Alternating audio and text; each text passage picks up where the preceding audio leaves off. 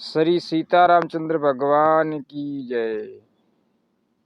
किस कारण से माँ सीता को भगवान श्री राम से दूर रहना पड़ा था, इस विषय में हम लोग एक पौराणिक कहानी सुनेंगे।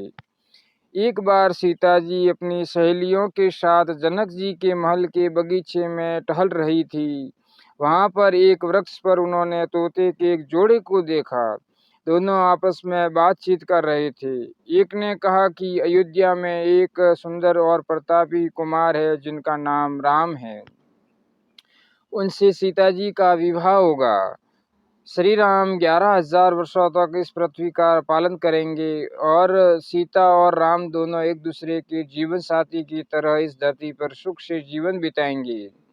सीता ने अपना नाम सुना तो दोनों पक्षी की बात गौर से सुनने लगी। उन्होंने अपने जीवन के बारे में और बातें सुनने की इच्छा की। सखी सहेलियों से कहकर उन्होंने दोनों पक्षी पकड़वा लिए। सीता ने उन्हें प्यार से सहलाया और कहा, भय मत करो, तुम बड़ी अच्छी बातें करते हो। यह बताओ, ये ज्ञान तुम्हें कहाँ से मिला है? मुझसे डरने मुझसे डर लगने की कोई जरूरत नहीं है। मुझसे डरने की कोई जरूरत नहीं है। दोनों का डर समाप्त हुआ और वे समझ गए कि यह स्वयं सीता जी हैं। दोनों ने बताया कि वाल्मीकि नाम के एक महर्षि हैं, वे उनके आश्रम में ही रहते हैं।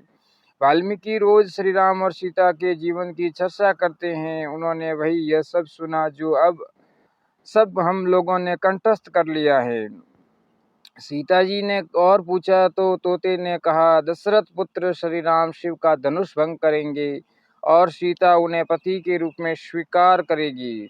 तीनों लोकों में यह अद्भुत जोड़ी बनेगी। सीता जी पूछती जाती हैं कि तोता उसका उत्तर देते सीता पूछती जाती और तोता उनका उत्तर देते जाते। दोनों थक गए। उन्होंने सीता से कहा, यह कथा बहुत विस्तृत है, कहीं माह लगेंगे सुनाने में। दोनों उड़ने को तैयार हुए।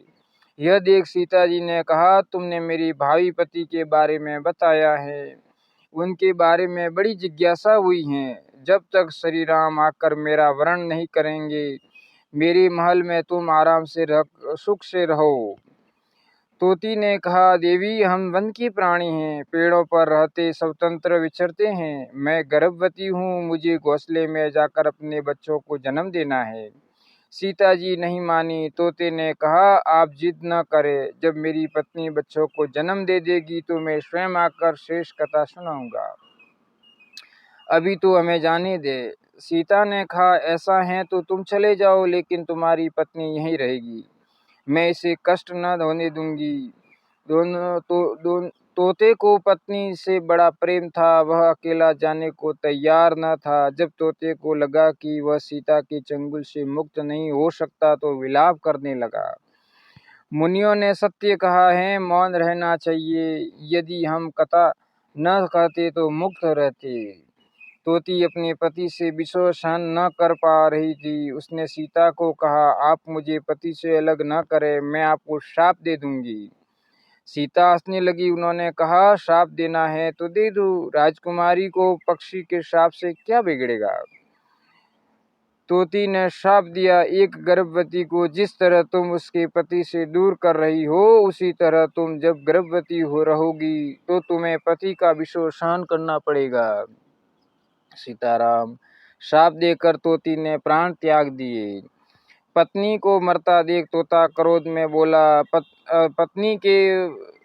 अपनी पत्नी के सत्य वचन करने के लिए मैं ईश्वर को प्रसन्न कर श्री राम के नगर में जन्म लूंगा और अपनी पत्नी का श्राप सत्य कराने का माध्यम बनूंगा। वही तोता बाद में अयोध्या का धोबी बना, जिसने झूठा लांछन लगाकर श्री राम को इस बात के लिए विवश किया कि वह सीता जी को अपने महल से निष्कासित कर दे। इस कारण से सीता जी को अपने पति से वियोग सहना पड़ा था। उस तोते और तोती का श्राप लगा हुआ था। अगर मित्रों आपको यह वीडियो पसंद आया हो तो इस वीडियो को लाइक करना, ऐसे ही वीडियो सुनने के लिए चैनल को सब्सक्राइब करना और शेयर करना।